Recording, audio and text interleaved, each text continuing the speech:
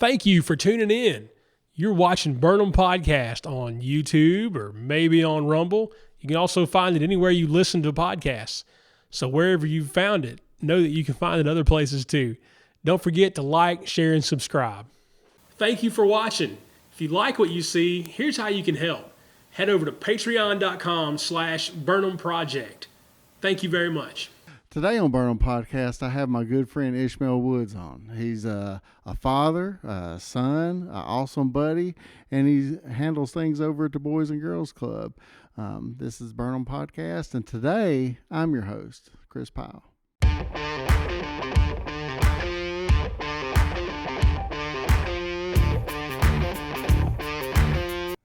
We're live. Here we go. Hey, I'm here with Ishmael Woods. This is a longtime buddy of mine. He's a friend, a husband. He's been a youth pastor. He's been all kind of things. A salesman, substitute teacher, and currently you're the head of the Boys and Girls Club in Rome, Georgia, right? I'm director of the South Rome unit. So. There you go. Well, there's a long story that it comes before you getting that job, right? Correct. Well, let's go back. As far as you want to go back, let's hear about little Ishmael. All right. So, little Ishmael. I don't think I've ever been little. But anyway, I grew up here in Rome, Georgia. Been here all my life, even went to college here at Shorter. It was college for the first 2 years I was there. Then they changed it to university. But however, let's go back. I grew up in a single parent home. There was for the longest, I guess, for the first 9 years, it was just the three of us. So I have a twin brother, Emmanuel, who also works here in Rome, and then I have an older sister named Veronica. And she is at Gainesville Medical Center. She works in environmental services, and she's the director. So, anyway, then later on in life, we got a little sister. Her name's Tiffany. So there was four of us for the most part, and we grew up in a single parent home. Dad was in and out, so that was kind of a tough thing, and it's actually a huge part of my story, and I'll get into that as we talk. But anyway, my mom, she was a loving mom. She was a great mom. Right? She's sweet. Yeah, super sweet. Yeah. I will say that she had to be tough in ways that people would be like, "Hey, that's child abuse." But we got beat, right? We got beat. Yeah, we got beat. So, but anyway, I really think if she wasn't that way, I couldn't be the guy that I am for today. sure. There's no telling where I'd ended up. My mom didn't beat me down. Right. I remember this one time I was 16, right? It was actually the last time I got a whooping. But my dad was a Rolling Stone, so he had the other kids. So Lamar Jr., he lived around the corner from us in East Rome, and I was actually like hanging out with him one day. And he wasn't living the best life. But I remember I was hanging out with him, just talking with him on the corner. My mom pulls up out of nowhere, and she's like, "You get your butt home right now." She didn't let me get in the car or nothing. I had to walk home, and she was ready for me when I got home. That was the last whooping I got. She tore me up. But anyway, my mom, she was a great mom. Like I said, I couldn't be the guy I am without her. But anyway, just to kind of get into like how I got to where I'm at right now. So anyway, single parent home, just living life. One thing that my mom did, she always sent us to church, right? She never went to church, but every Sunday there was a church bus there to pick us up. So started hearing about the Lord very early in our lives. I can't say that we were really submitted to him or living it out. Now that I'm an adult, I can see the ways that he was kind of working in my life the entire time, Right. Didn't really understand that as a kid, but he was definitely there. Definitely sending us on a different path than everybody who was around us. Yeah, for That's sure. not only me, but that was my brothers and my sisters, right? But anyway, as we growing, obviously we're all over the place as far as like most of the time we're in Rome. There was a short span in our lives where we went to Cleveland, Ohio for 3 months, went to Rockmart for a couple of I didn't even Maybe know a about the year. Cleveland, Ohio part. Yeah. So maybe for a couple of, and there's a whole nother story about with that I'm not going to get into. But, all the time we're always going to church. We get back to Rome. We're in South Rome. We're in East Rome. We're in North Rome. So anyway, we're always on the move normally in the projects in those different areas or in Section 8 housing. So, but anyway, my life really began to change probably right after middle school. Like I said, I always went to church, but I was walking through the parking lot. So back in the day, you didn't like get on your phone to go on the internet. You walked to the local library to get on the computer in the computer lab. So me and my brother, we left the house one day, walking to the library, and we'd never let our kids down. We were leaving East Rome and walking to the library over here. Yeah. But anyway, we met a guy at First Presbyterian Church, right? A guy named Bill Pardue and Brown and Wood, right? And they just invited us. They didn't invite us to church. They were like, hey, we do summer here with all the kids all the time. Hey, we're going to Six Flags tomorrow. Now, at this point, that's how you get them. now at this point, I never been to Six Flags, right? But at the time, there was a booming commercial. The dancing guy. The old dude there. Yeah. So I was like, hey, we going to Six Flags. So we went home. We told our mama, hey, this dude from a church downtown invited us to Six Flags. Can we go? And he said we don't even have to pay. So, we was right there. But the cool thing, and like this when things started to change, like I really started getting the word, right? So we went to Six Flags, but they invited us to Bible study. And they did this thing called High Noon. So what you would do is you would show up and they had this paper. And there it was written out how you would spend time with God, like just you and God. And so that was the first time that I really learned, I guess, in a way, discipleship, right? And so we would go in this room, you go in a quiet area to a corner to yourself, and you would read through this Bible study. It'll show you how to pray, and it actually give you the words for the prayer. It was really cool. Not only that, another part of my story is this, right? So always moving around, like you never really got the education that you need. You're in and out of schools, different schools. Yeah. At the time, you learn different. I would say I'm probably a problem child, misbehavior. So there's a lot of times like I didn't get the reading part, That's honestly, the same way. We moved around a lot. Honestly, I didn't really start reading until I was about 5th grade. So, most of the churches I went to, it was King James Version. Nothing wrong with King James, right? But I ain't how we speak, right? I could barely read, and this don't make any sense to me. But it was the first time I actually opened the Bible, ESV to be exact, and I could understand the word. Oh, this kind of sound like how we talk, Yeah. So that's when I really started grasping, hey, this word good, But anyway, long story short, the youth pastors there, they were kind of like, mentors to me. They did the discipleship and things started to change, right? So I remember later on that summer, this when I first like, hey, I always knew Jesus died for my sins, right? I ain't know why. You know what I mean? Yeah. You just hear that as a kid. Yeah. Hey, Jesus died for your sins. Okay. All right. Yeah. What now? Yeah. But you never know that you did anything wrong, right? Or, you never realize, hey, I'm living the wrong way, right? So I think that summer was the first time I realized, hey, I should have this relationship with this God. And I've been living wrong the whole time. Like when I'm disobedient to my mom, when I'm disrespectful at school, when I'm with my friends and we're acting a fool, because I was a clown, right? we still clown, man. So I was a clown, so we're acting a fool. Like really all this stuff sin, right? And like I was shocked when I realized I did something wrong, right? Because I was like, he died because I did something wrong. Like he didn't do nothing wrong. Like, I've been hearing this all my life, and I didn't know I was wrong. And I was like, man, I gotta surrender my life to this guy. Obviously, when you're in middle school, you get you're on your way to high school. A lot of things about to change, and you start living how you want to, or it's about to get tougher. Yeah. Or how your friends want you to, right? Also, about this time, I guess really 9th grade, I met a guy named Randall Ray. Yeah, right. And this the huge part of my life right here. And I hope I don't get emotional, but this the huge part of my life. It's okay if you do. Like a little bit at a time, like God's just putting people in my life to show me Him, right? But I think Randall Ray was the biggest example of who God is.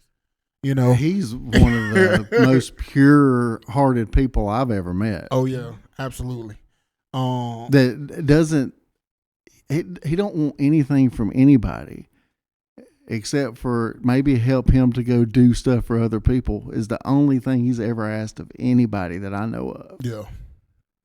That's pretty pure-hearted of a human right there. As we speak, he's in a different country doing something, ain't he? Or is he back right now? Right, yeah. He's like Uganda or something right now. Ain't he? He's actually in right now. Yeah. At the brink of war. Yeah. Yeah. And I talk to him every day. He's not coming home though. And that's what I love about him. He's just being He don't care if it costs him his life. He don't care at all. Yeah. But, you know, just to get back to what I was saying, like Randall definitely came in my life and like became a dad to me. And so like I tell people all the time, when I looked in the stands when I was, you know, wrestling or doing cheerleading, yes, I was a male cheerleader, and people, they normally don't believe that. They're like, come on, man. Both of you were, wouldn't you? You played football. Yeah. My brother, he came on the team when one of our guys got hurt. So didn't nobody say nothing to y'all? Not too many times. Because, I mean, he was about this size when he was a senior in high school. Yeah. So, but anyway, you know, Randall was that dad who came into my life and really just kind of like nurtured my relationship with Christ. You know, held me accountable, and you know, as a teen, there's always even as an adult, there's always up and downs with your walk with Christ. But one thing that I can say about Christ, like he was always there, and it wasn't really until I was about 19 that I like fully submitted my life to Christ and really started saying, hey, what do you want me to do with my life, right? And so, and because around the way, I was able to see that very, very early. Hey, I wouldn't be where I'm at today if it wasn't for guys like Randall. But there was more people, but Randall was the number one. And so one thing that I've kind of challenged myself to do is really just give back. Not only just give back, you know, to community in hey, let me do this for you. Let me get you shoes. Let me get you clothes. Let me get you something to eat. Let me give you the gospel. You know what I mean? Yeah. And so that's the biggest thing that's important to me and where God's placed me at. And so I can go through every job that I had, but the ones that are most important to me is doing youth ministry. That was a great opportunity, you know. And that's all I'm gonna say about that. It was a great opportunity. I learned a whole lot. I've done a little bit of youth ministry. I wouldn't say much more. Oh yeah. Yeah. I think doing ministry was it ended up being like one of the most difficult times of my life. Oh, for sure. Because it's so different. And I'm very mindful of what I read in the Word, and stuff got to line up all the time. When it doesn't, you have to walk away, right? So, but anyway, I'll leave that at that. But kind of like once I got done with youth ministry, I'm like, Lord, I know you want me working with children.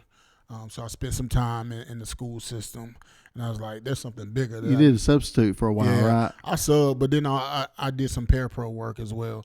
But then at one point, I knew that there was more that I needed to do, and the Lord placed me. And when I say placed me, He placed me at Boys and Girls Club. And so that's what I've been doing for the last, going on 4 years now, and it's just been a blessing, trying to be a blessing to kids.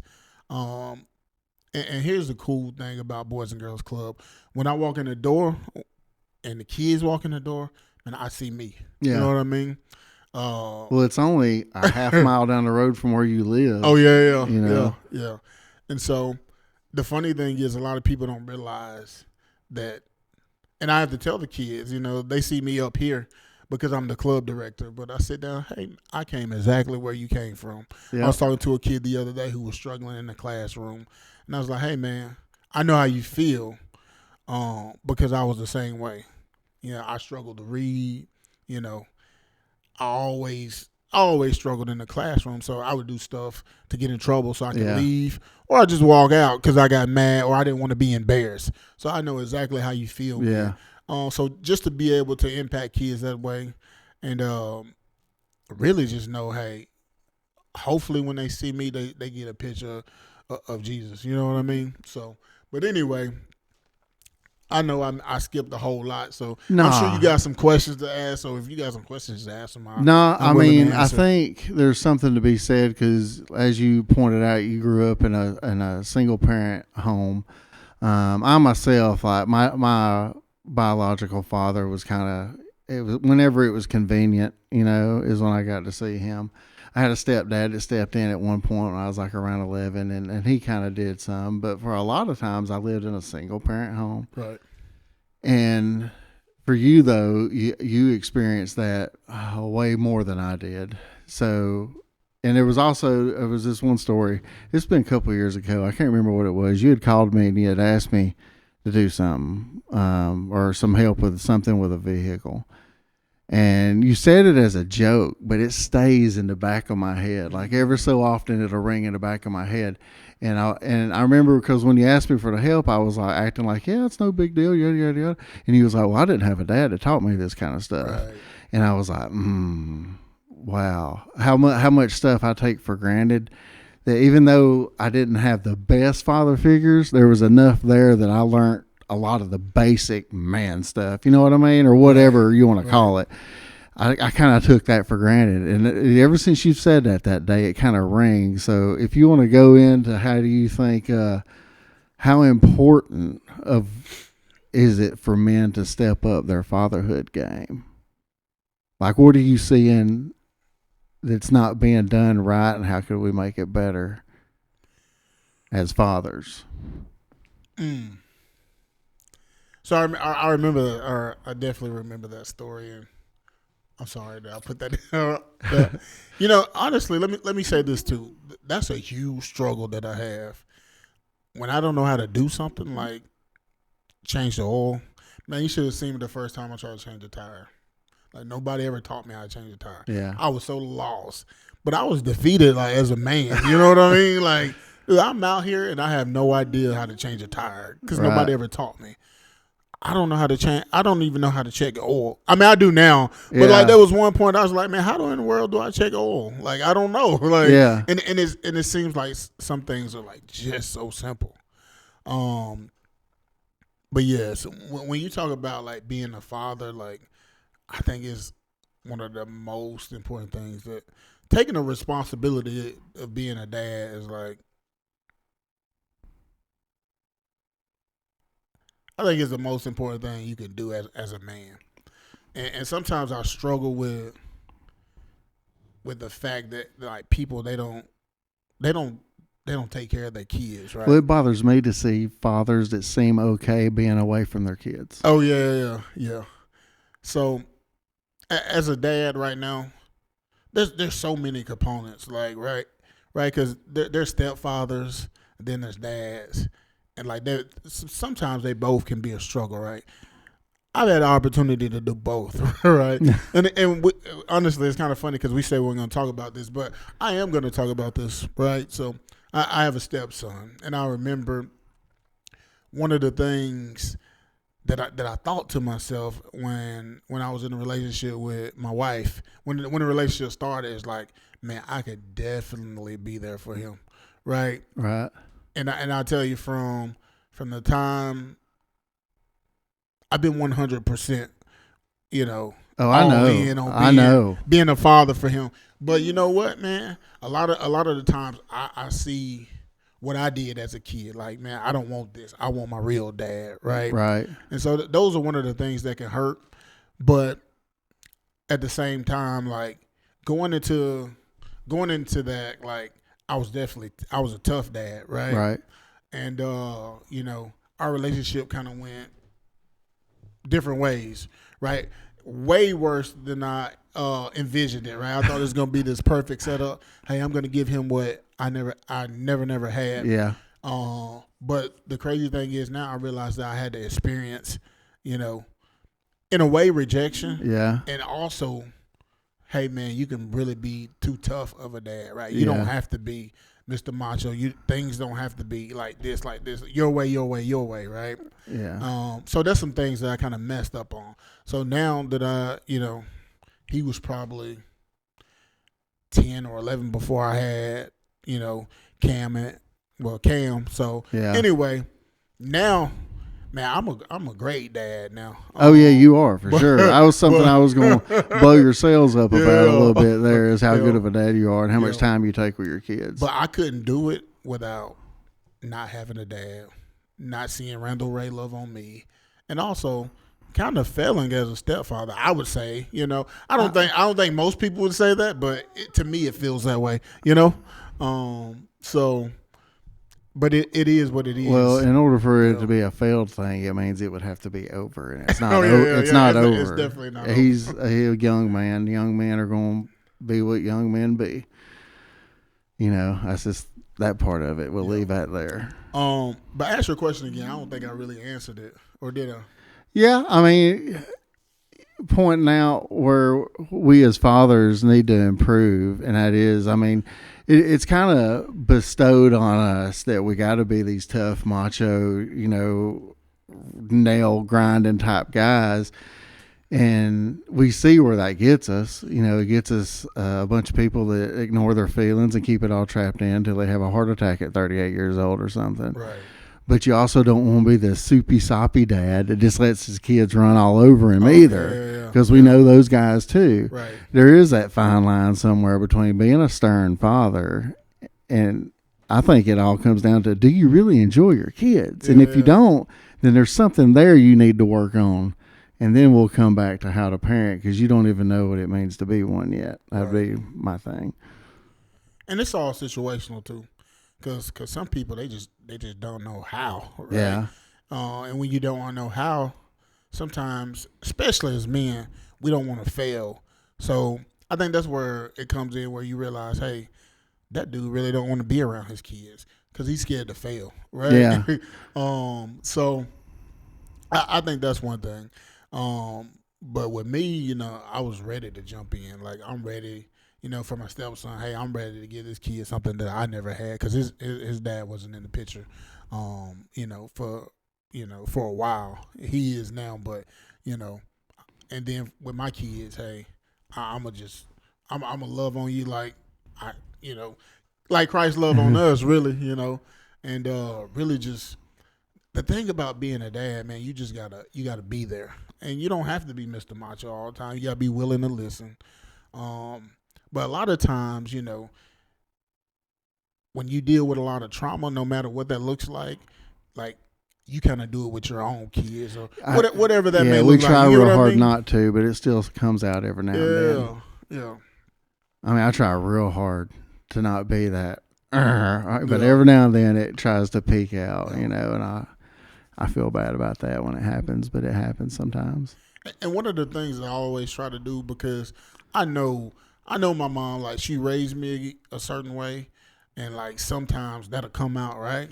And when I go to my room or I walk away and I realize I was wrong, man, I go back and apologize. For sure. That's something I had to learn to do in order to feel right about the whole parenting thing, was how to apologize to my child. Yeah. And because I'm like, my mom would never do that. It doesn't matter how much proof you would have that woman was wrong. She would never, it wasn't going to happen. Yeah. But I feel like that's one of the things we do differently than our parents did that's going to improve the next generation. Yeah. Just a funny story really quick. And this is just like how I would handle things a couple years ago. Then how my parents would have handled it, or my mom would have handled it. But, just a funny story. Like, $250 went missing off my nightstand. I have no idea where it's at. So obviously I'm gonna think my oldest son took it, right? Yeah. So this weekend, my little 5-year-old Macklin, he's coming up with all kind of money. Like, dude, where'd you get this money from? And like, at the time that my wife told me, I was kind of out of town. I was on my way back. I was like, that joker took that money off my nightstand. Had you already accused the oldest one of it? Yes. Oh, no. Yes. So I'm like, my wife was like, he wouldn't do that. Like, what would a 5-year-old do with that much money? Nothing. He just saw it. So why does he hide the remote? We don't know. I get home. I said, let me see the 20. Kris said he took the money. I didn't tell my wife. I just said, Matt, come with me. And so we go up to his room. I was like, hey, go get the rest of that money. He's like, huh? It's like, I only had $3. And so he thinks everything's $1, right? Yeah. I was like, no, go get me the rest of that money. And he was like, I only had $3. I said, Macklin, go get me the rest of that money. So he gets up, go to his closet, open up a suitcase, and hands me $250 out of the 1,000 that's in there. And I'm like, I'm looking at that suitcase when he goes to bed. I told my wife, I was like, I'm not gonna whoop him because I'm so mad. Right? Like, but you can't be mad. It's like you're mad because of the situation with the oldest boy. Yeah. You're not mad because he's a kid. He's just hiding stuff. I was like, I want to whoop him. I was like, but I'm not. Man, my mom would have took me up through there. Oh, yes. She would have took me up through there. Your last whooping. I remember my last whooping, too. And it didn't do anything. That's why it was my last whooping. Yeah. But, 14, 15 years old, tearing my tail up, man. It took that long for me to finally get numb to it. Yeah. And then, grounding sucked a lot more than whoopings did. Yeah, I got so many whoopings. I think I was numb to it at like 8. Yeah. And then I'm just sitting there. People don't believe me when I talk about it, though. Oh, yeah. Like how we used to get beat down back in the 80s. You get beat in public back then. Oh, yeah. People just be like clapping you on. Like, yeah, get him. You want me to kick him? I get him. Cool. Well, you got some pretty awesome siblings, too. I pretty much have met your entire family at one point or another. And what's your brother doing now?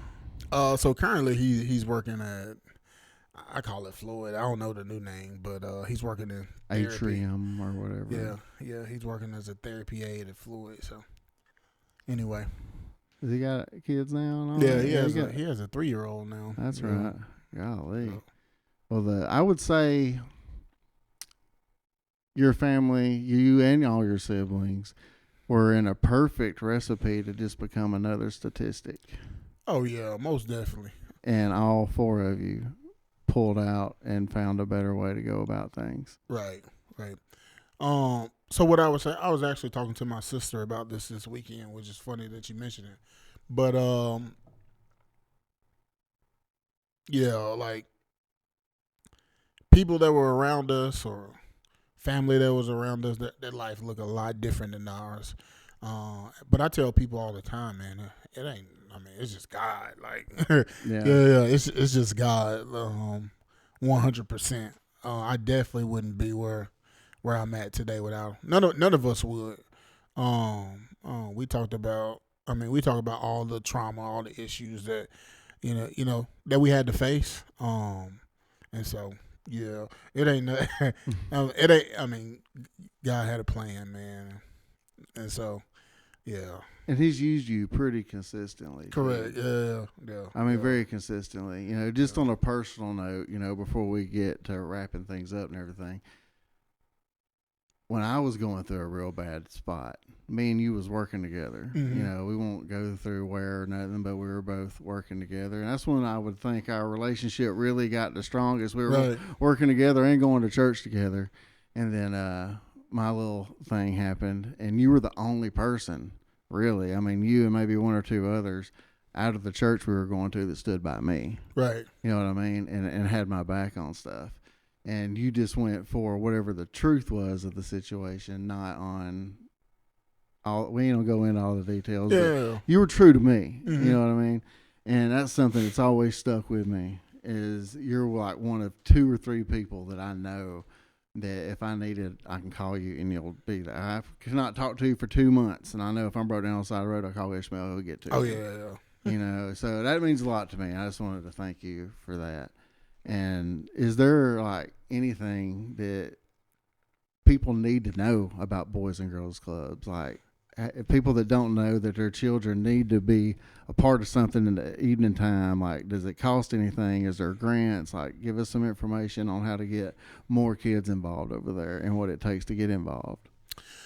So the process is pretty simple. Everybody who signs their child up has to come to the club, get an application. So it's very reasonable, right? And a lot of people don't know this, but it's only $10 a week.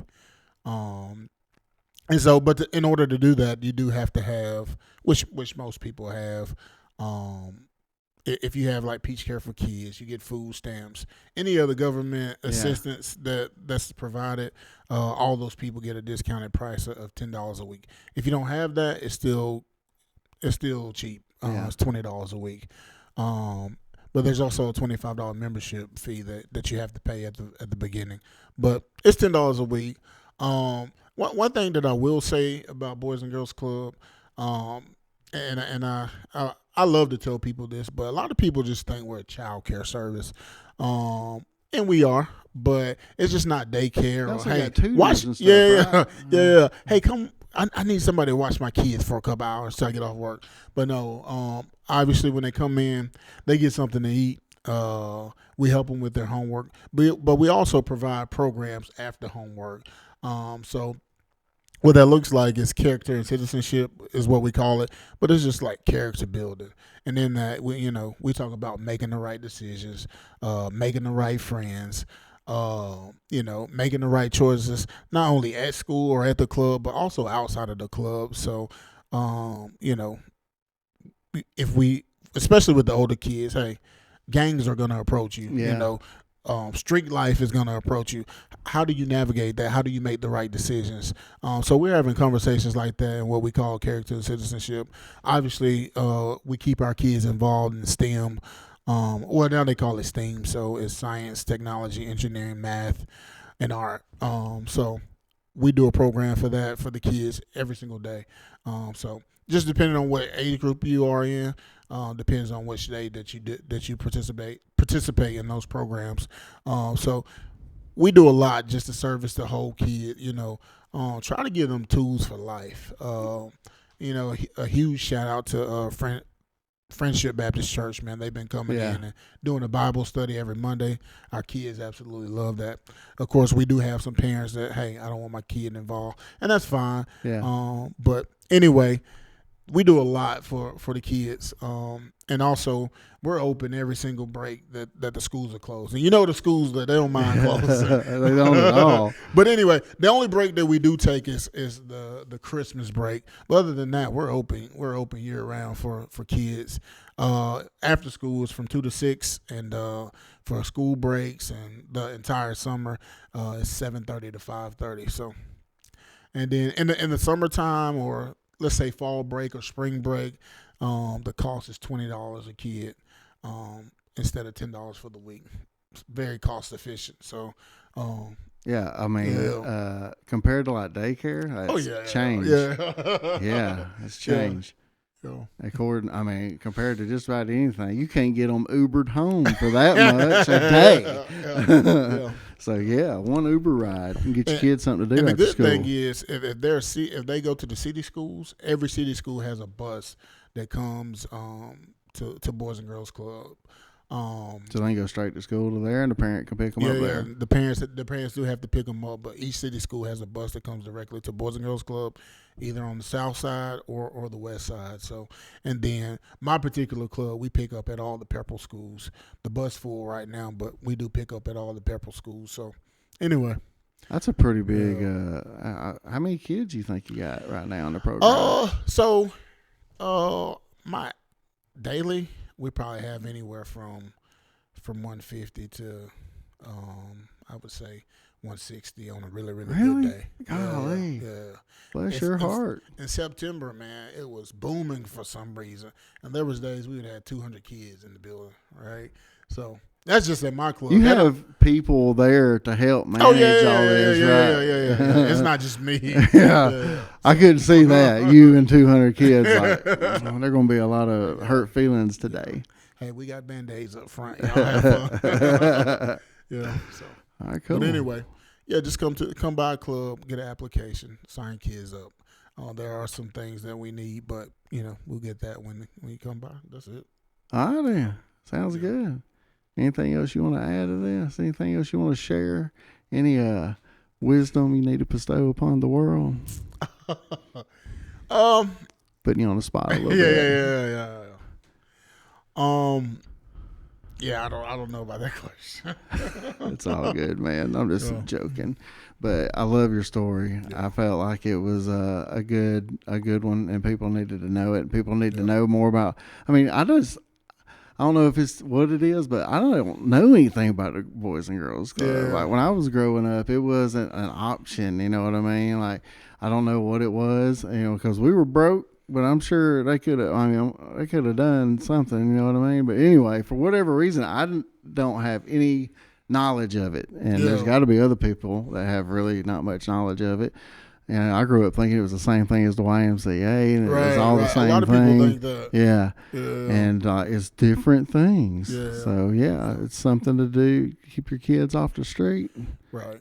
And is there any programs out there that you know of where men do take these other young men and teach them the things that they aren't getting in a household without a father? Like, is there anything out there, or is that an idea that I just came up with and I'm gonna make it a thing now? Yeah, I think you definitely should make it a thing. I'm not aware of it. Like a big brother program type thing. Like, is there anything like that in Rome? Yeah, I believe there's a big brother, little brother, but I don't think it's here in Rome. Yeah. Okay. Yeah, maybe we need something like that around town. Yeah, most definitely. All right, well, we'll wrap it up. Appreciate you coming on Burnham Podcast, hosted by Kris Pyle. All right. All right, man. Thank you. Have a good one. Thank you for tuning in. Don't forget to like, share, and subscribe.